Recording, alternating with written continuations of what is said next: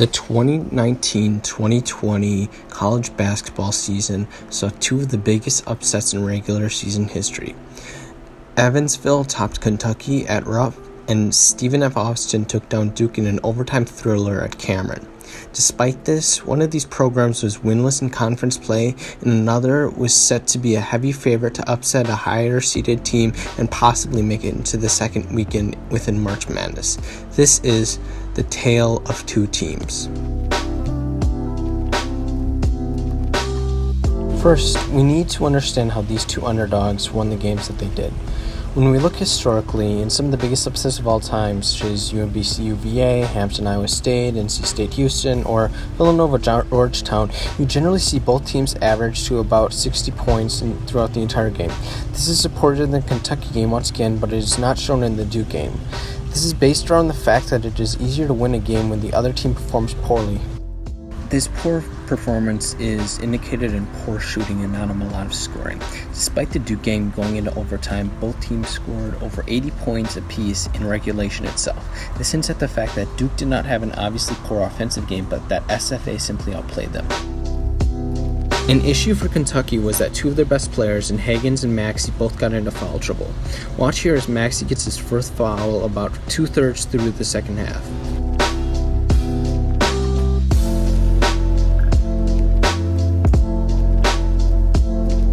This is just a really bad and unsmart foul, and it was an even worse shot by the Aces. Even with multiple point-blank opportunities, this possession ends up in a shot clock violation, which would indicate why Evansville scored such few points throughout the game.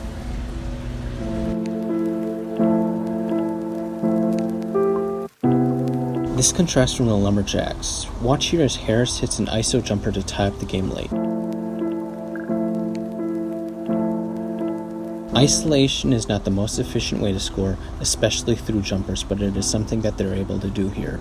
The Lumberjacks generally rely on transition scoring and putbacks. This was impossible against Duke, who led the country in blocks per game and are very well coached. Watch here as Carey blocks the close range, which leads to the three in transition.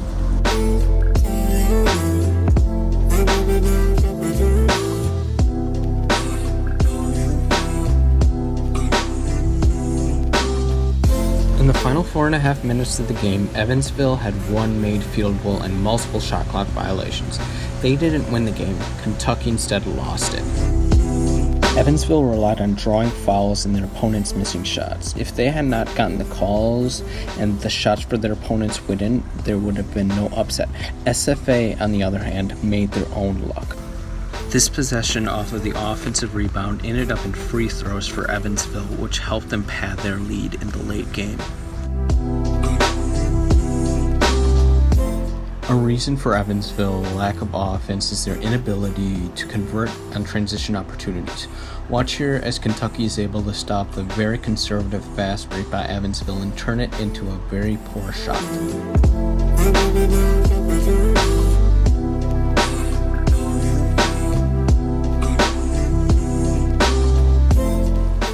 This was a reoccurring pattern throughout the season. The forward here is attempting to ball handle in transition but is unable to convert.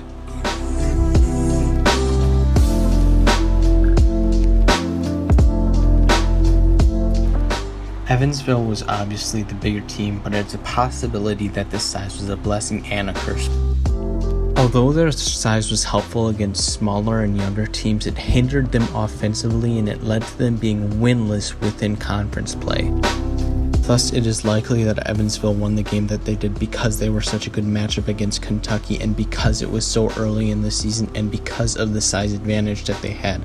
Unfortunately, this success did not continue, and it proves time and time again that versatility is key in college basketball, both offensively and defensively.